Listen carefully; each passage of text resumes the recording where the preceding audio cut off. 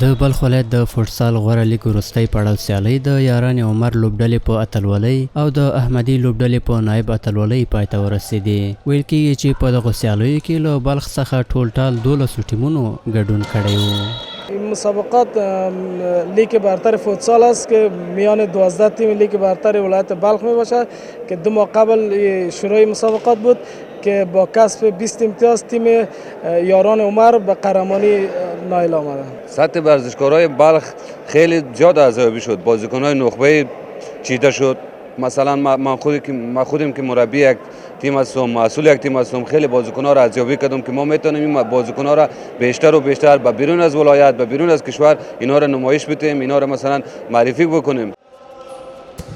د بلخ ولایت د فوټبال فدراسیون رئیس د دغو سیالیو د ترسره کولو موخه په دې رشته کې د غوره لوبغاړو په ګوته کول وښودل او دغه راز یې یادې سیالۍ ورزش ته د ځوانانو په هڅونه کې مهمې وبللې.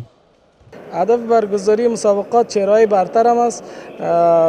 قهرمان از این راه میافته به لیگ قهرمانان زون شمال. له بلې خوا په دغه سیالیو کې ګډونوالو د ورته ورزشي پروګرامونو په جوړولو ټینګار وکړ او له سوداګرو څخه یې وغوښتل څو د دغې ډلې د پیاوړتیا لپاره دې له دوی څخه مالي ملاتړ وکړي. از این بازی‌هایی که برگزار شده بسیار خوشحال هستیم. دیگه بسیار بازی‌های جذاب و لذت بخش است. بازی‌ها 12 تیم لیگ برتر در این بازی اشتراک داشت که خوشبختانه توانستیم ما امروز مقام قهرمانی را از آن خود کنیم.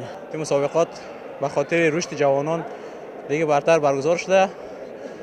دوست داریم که لیگ برتر از این بهتر رشد کنه و ما جوانان به جای بلند برسیم. تقاضای خاصی که ما از تجارا و کسایی که توان مالیشان بسیار بالا هستن این است که همیشه به ورزشکارا را حمایت بکنه و دست ورزشکارا را بگیره. د یادونې وړ ده چې یادې سیالۍ 2 میاشتې وړاندې د دغه ولایت د فوټسال د 12 لوبډلو په ګډون پیل شوې وي چې د یاران عمر لوبډلې د اتلولۍ جام خپل کړ.